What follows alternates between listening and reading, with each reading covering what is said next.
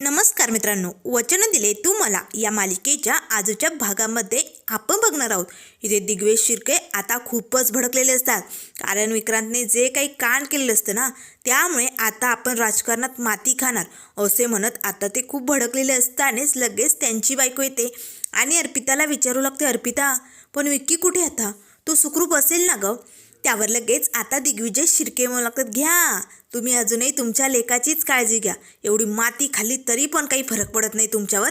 तेव्हा लगेच अर्पिता म्हणू लागते, डॅडी यात तिची काय चूक आहे, एक आई म्हणून ती तिच्या जागेवरती बरोबर विचार करते, पण खरं तर चूक आपली आहे.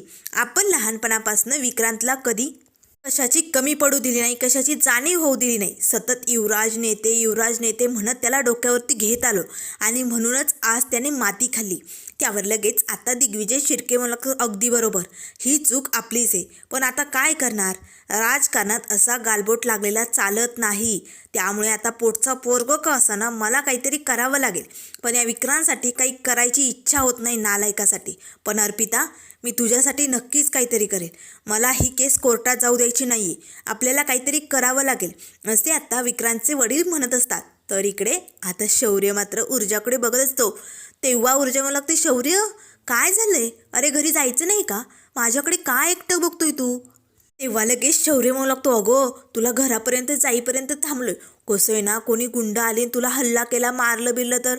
तेव्हा ऊर्जा म्हणू लागते, तू आहे ना, मला कशाची भीती असे म्हणत आता मात्र ऊर्जेच्या प्रेमातच शौर्य पडलेलं असतो.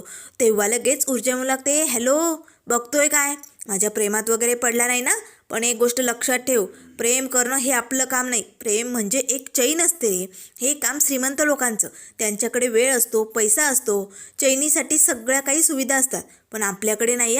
आपण गरीब आहोत ना, म्हणून हे प्रेम वगैरे करणं आपल्याला जमत नाही रे.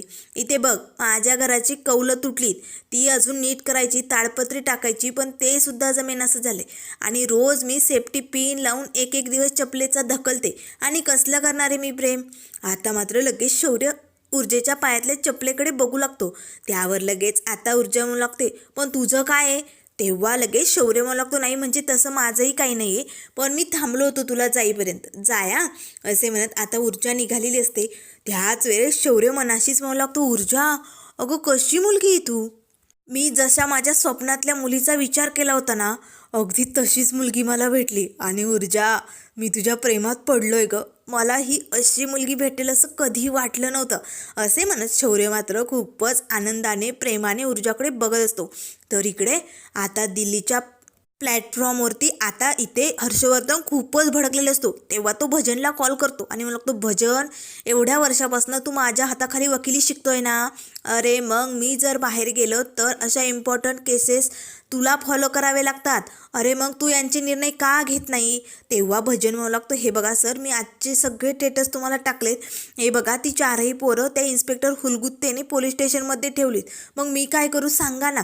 तेव्हा लगेच आता हर्षवर्धन म्हणू लागतो, तो इन्स्पेक्टर हुलगुत्ते स्वतःला लई शहाणा समजतो ना, पण आता तू एक काम कर भजन, मी सांगतोय तसं कर, तू लगेच तातडीने पोलीस स्टेशनला जा आणि तिकडनं कुठेही हलू नको, तिथेच थांब. त्या लोकांचं काय चालू आहे, त्यांचे काय प्लॅनिंग आहे, यावरती सगळी बारीक नजर ठेवायची आणि तसे अपडेट मला द्यायचे, चालेल. तेव्हा भजन म्हणू लागतो, चालेल सर, मी लगेच पोलीस स्टेशनला निघालोच होतो, पोहोचल्यानंतर तुम्हाला कॉल करतो आणि सगळे अपडेट देतो. त्यावर लगेच आता हर्षवर्धन म्हणू लागतो, तो इन्स्पेक्टर हलगुत्ते आणि ती ऊर्जा स्वतःला लय शहाणी समजतात ना, खेळ खेळायचा आहे ना त्यांना, हवेत उडतायत ना, नाही त्या दोघांना जमिनीवर आपटवलं ना आणि त्यांची शाळा घडवली ना, तर नावाचा हर्षवर्धन जागीरदार नाही, दाखवूच आता त्यांना हा खेळ काय असतो ते, असे आता हर्षवर्धनने ठरवलेलं असतो. तर इकडे ऊर्जाच्या घरी आता दळवी काकू आलेले असतात. आता पद्माला बघताच दळवी काकू 17 प्रश्न विचारू लागतात, तू कोण, कुठनं आली, तुझं नाव गाव. आता ऊर्जाला आणि तिच्या आईला काय करावं काही सुचत नाही. दळवी काकूंचं कसं आहे माहिती आहे ना, त्यांना एखादी गोष्ट जर कळली तर सगळ्यात चाळीत पसरवतील, त्यामुळे त्यांच्यापासून हे सगळं लपवायचं असतं, पण त्या ऐकतील ना. ऊर्जा त्यांना बाहेर काढण्याचा खूप प्रयत्न करते, पण दळवी काकू काही पद्माला सोडायला तयार नसतात. सांग तुझं नाव पटकन, कुठनं आली तू. तेव्हा पद्मा म्हणू लागते, माझं नाव पद्मा आहे. आता मात्र लगेच ऊर्जा तोंडावरती बोट ठेवून गप्प बैस असे म्हणू लागते आणि म्हणू लागते, काकू हे बघा तुम्ही नंतर या, आम्हाला बाहेर जायचंय की नाही आता. तेव्हा काकू म्हणू लागतात, हे बघ ऊर्जा, ही चाळ म्हणजे आपलं एक घर आहे आणि आपल्या घरात काय चालू आहे, कोण पाहुणे रावळे आले हे बघावं लागतं की नाही, ही कोण पाहुणी तुझी. तेव्हा आता ऊर्जाची आई म्हणू लागते, काकू ही ना माझ्या माहेरची पाहुणी. तेव्हा लगेच काकू मला कुठली ग, मला सांग बरं पटकन. त्यावर लगेच आता इथे ऊर्जा म्हणू लागते, काकू मी ना एक काम करते, पद्माची कुंडली घेऊन तुमच्या घरी येते, तोपर्यंत तुम्ही एखाद्या मुलाची कुंडली काढून ठेवा ना, तिच्यासाठी छान स्थळ बघताल का.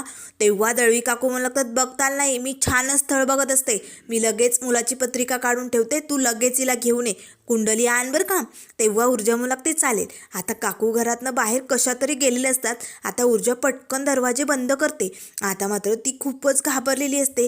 तेव्हा लगेच आता ऊर्जा म्हणू लागते, पद्मा घाबरू नको, अगं चाळीत अशी लोक असतातच, आणि दळवी काकू खरंच खूप चांगलं आहे, पण त्यांचं कसं आहे माहिती ना, त्यांना जर कुठली गोष्ट कळली ना तर त्या सगळीकडे सांगतात, आणि आता त्यांना तुझं नाव कळालंय, आणि आई पीडिताचं नाव कळालंय म्हटल्यानंतर हे धोक्याचंच आहे की नाही, आपण जास्त वेळ पद्माला इथे नाही ठेवू शकत. तेव्हा ऊर्जाची आई म्हणू लागते, अगं पण दळवी काकूंना कुठे माहिती ही पीडित आहे म्हणून, त्या कशाला कुणाला सांगतील.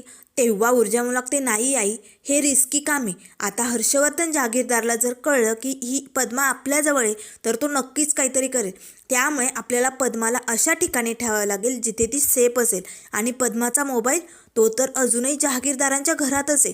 तर इकडे आता इन्स्पेक्टर हुलगुत्ते इन्स्पेक्टर मानेंना म्हणत असतात, हे बघा आता मी माझा फोन स्विच ऑफ केला आहे, आणि आता ते हर्षवर्धनचा कॉल तुमच्यावर म्हणजे या लँडलाईनवरती येईल, आणि तुम्ही उचलायचा आणि सांगून सोडायचं की इन्स्पेक्टर हुलगुत्ते यांना मी घरी सोडून आत्ताच आलो आहे, आज याबद्दल काय बी सांगायचं नाही. तेव्हा लगेच आता लँडलाईनवरती फोन वाजू लागतो. त्यावर इन्स्पेक्टर हुलगुत्ते म्हणू लागतात, घ्या, हर्षवर्धनचाच असेल. आता लगेच इन्स्पेक्टर माने फोन उचलतात. त्यावर लगेच हर्षवर्धन म्हणू लागतो, ए इन्स्पेक्टर माने, तुझा तो इन्स्पेक्टर हुलगुत्ते सर आहे ना, तुझ्या जवळच आहे मला माहिती.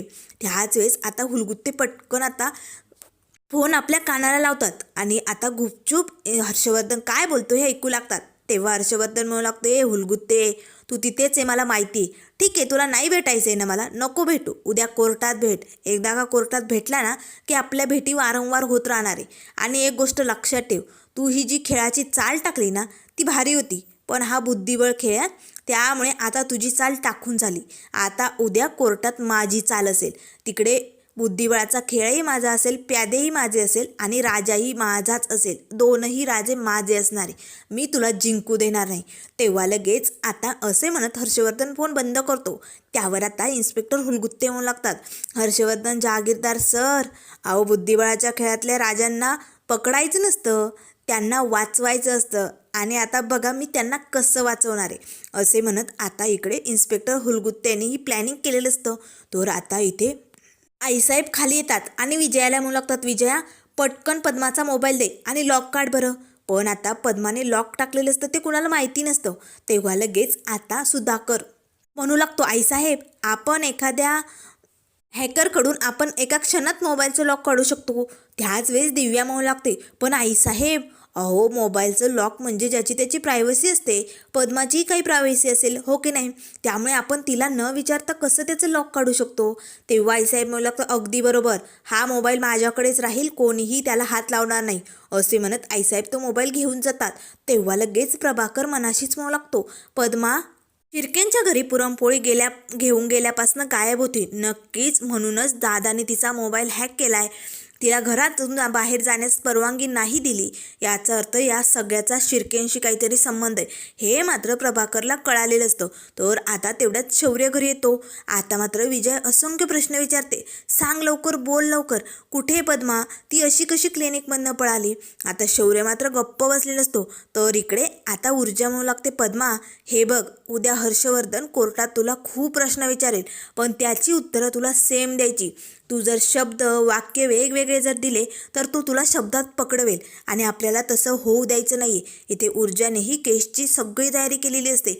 तर आता मित्रांनो पुढील भागामध्ये आपल्याला बघायला मिळेल, दिल्लीवरनं आता तुरंत हर्षवर्धन जहागीरदार पुन्हा घरी आलेला असतो. आता घरात येताच हर्षवर्धन ओरडतच म्हणू लागतो, कुठे पद्मा, पद्मा कुठे? त्यावर लगेच आता शौर्य म्हणू लागतो, पद्मा ना क्लिनिकमध्ये गेली होती आणि तिकडनं पळाली. आणि विजय आता आईसाहेबांनी सांगितल्याप्रमाणे म्हणते की आम्ही दागिने बघत होतो तोपर्यंत ती घरातनी निसटली. तेव्हा लगेच हर्षवर्धन ओरडतो आणि मला लागतो, खरं काय आहे?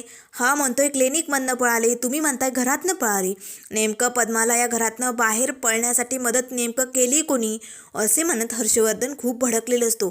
तर मात्र आता शौर्य या सगळ्या परिस्थितीतून पद्माच्या बाजूने उभी राहून ऊर्जाची मदत करणार का? पुढे काय काय होणार हे खूप इंटरेस्टिंग असणार आहे. त्यामुळे मित्रांनो, अशाच मालिकेंच्या अपडेट पाहण्यासाठी चॅनलला लाईक करा, सबस्क्राईब करा. व्हिडिओ पाहिल्याबद्दल धन्यवाद.